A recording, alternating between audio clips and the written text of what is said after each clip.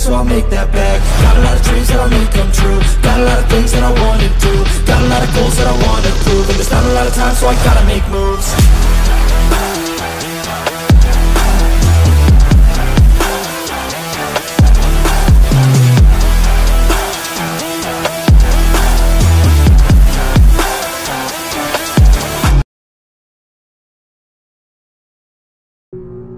Olá, amante do terror.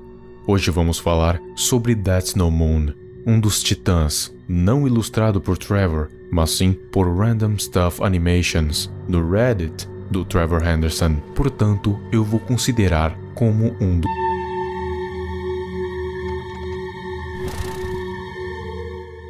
A Lua. Muitas histórias rodeiam este misterioso astro, até porque a única coisa que conseguimos ver é uma esfera branca brilhante no céu, e às vezes pode estar com menos da metade.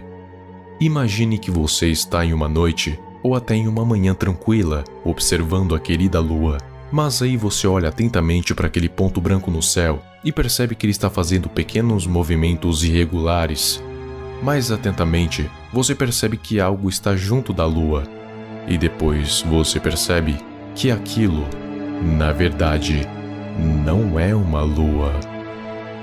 That's No Moon, uma criatura ridiculamente gigantesca, cujo tamanho exato é desconhecido, assim como seu peso, tanto é que não sabemos nem o quão distante ele está nessa foto. Porém, se fosse para eu chutaria que ele seria do tamanho de Aircraft Shark, cerca de 500 metros, talvez menor, talvez maior, não sabemos.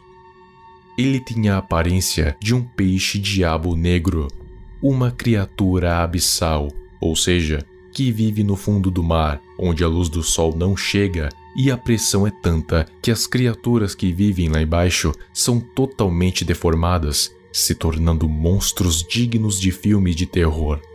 Em específico, o peixe-diabo negro tem uma protuberância que parece uma antena com uma luz na ponta, a qual é chamada de bioluminescência.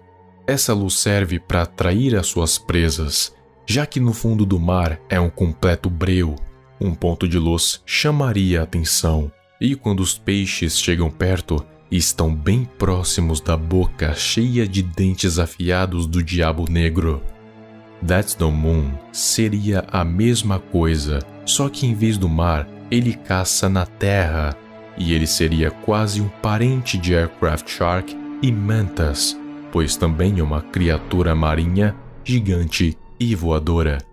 Mas ele é uma criatura abissal, ou seja, mais aterradora ainda mais quando você junta a este som.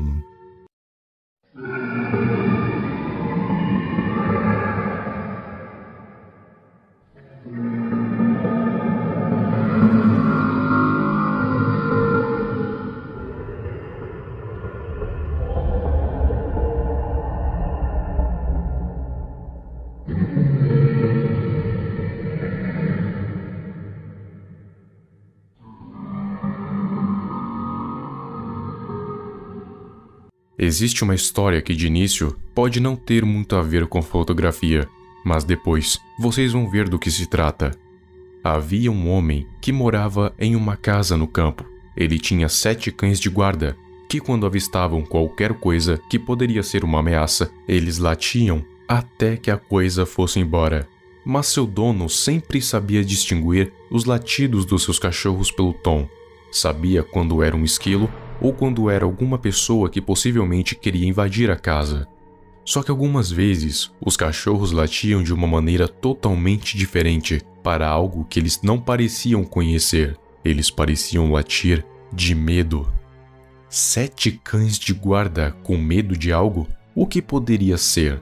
O homem olhou pela porta. Do lado de sua casa havia um terreno baldio, onde havia uma casa abandonada de 2 andares. E em cima do telhado havia uma coisa humanoide e pálida que parecia estar desnudo.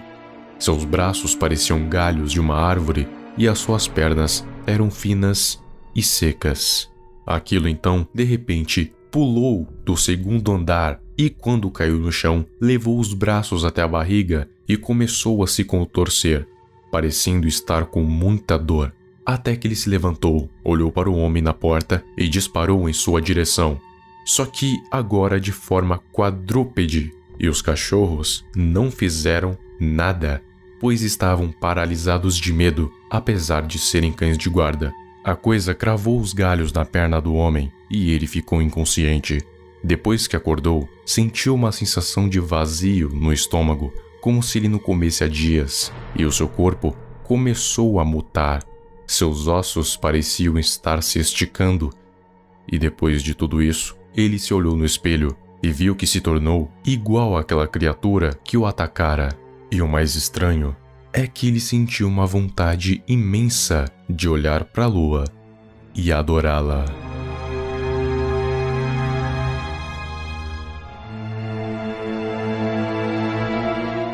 Afinal, o que essa história tem a ver com That's No Moon?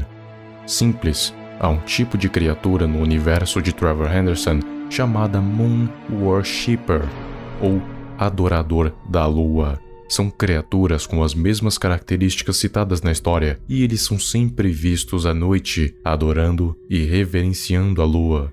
E a única coisa que eu posso falar sobre eles é que eles são os responsáveis por criar a segunda lua na Terra, que serviu de portal para a chegada dos titãs. E a possível ligação que eu consigo pensar entre os adoradores da lua e That's No Moon é justamente uma questão predatória. Como assim? Digamos que os adoradores da lua saiam todas as noites para adorar a lua. Só que, como eu disse algumas vezes, aquela talvez não possa ser a lua, e sim uma criatura gigantesca.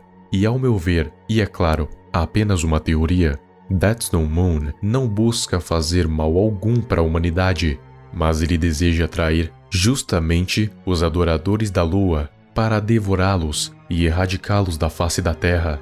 Mas por quê? That's No Moon seria um titã que quer impedir a ascensão dos outros titãs, ou seja, quer impedir que eles venham para essa terra, seja lá qual for o motivo. E o principal portal que está fazendo com que os titãs consigam vir para cá é justamente aquela segunda lua, possivelmente mantida intacta pelos adoradores. Então o seu objetivo é atraí-los para fora de seus esconderijos e devorar um por um.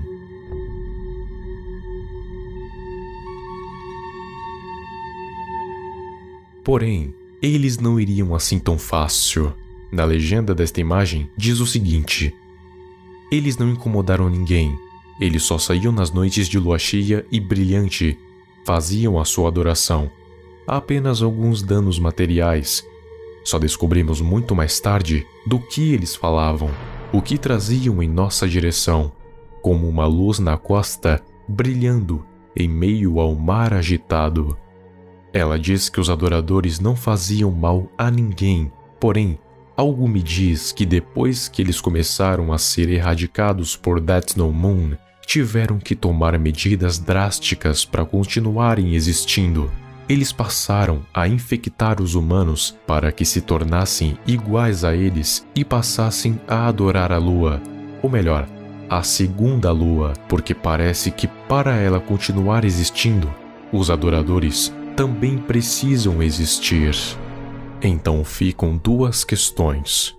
O que aconteceria se That's No Moon conseguisse destruir os adoradores? E a segunda questão é: será que você vai olhar para a lua do mesmo jeito depois de saber disso?